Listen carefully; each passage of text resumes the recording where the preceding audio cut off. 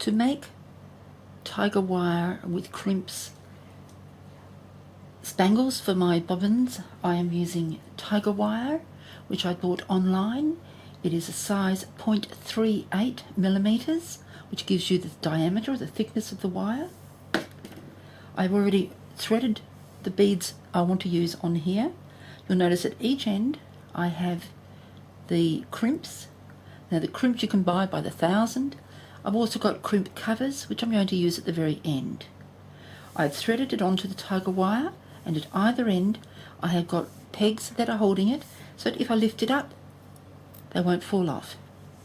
That becomes very important.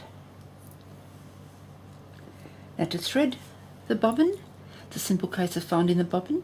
In this case, the ones I bought are made by a Bridget Fairchild in Perth, Western Australia.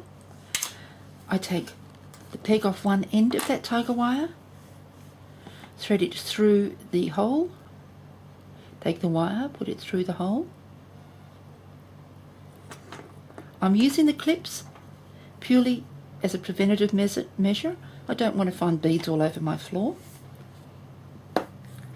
I get the other end now, and again I thread it through the hole in the opposite direction, which gives me that.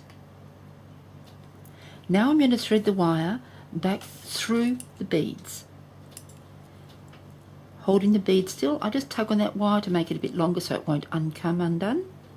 Flip it over and do the same to the other side. Through the crimp. It's very important to go through the crimp. Through the first bead, second bead, third bead, if I can get it through. There we go, 3 beads. Now I need to draw up the loop, so I just pull on the 2 long pieces I've got. That's it. Pull it up until it's nice and tight.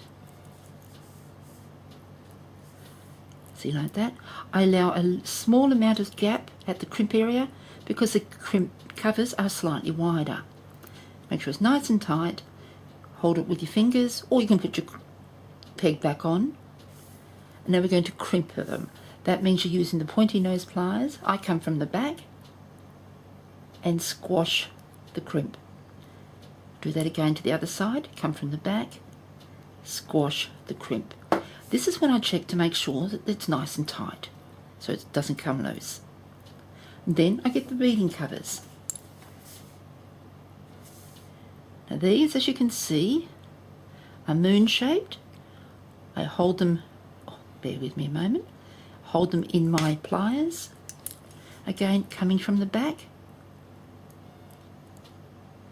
around the crimp, and then gently squeeze them until they join up again. Now you've got one cover on that side.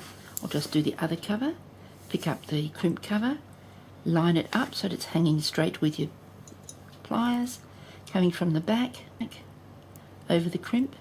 In this case it didn't quite hook on, so I could either take it off and start again, or I can come from the front and crimp it down.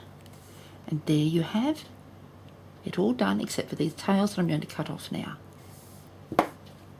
Using your cutters, I tend to put a little bit of pressure on pulling the cord outwards so that I'm only cutting one of the threads or one of the wires.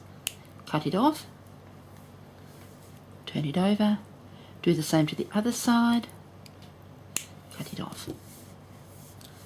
And there you have, nicely joined, your bobbin. Got my little kangaroo on there, as I said, made by Brit Fairchild in Perth, Western Australia. And that's how I do spangling.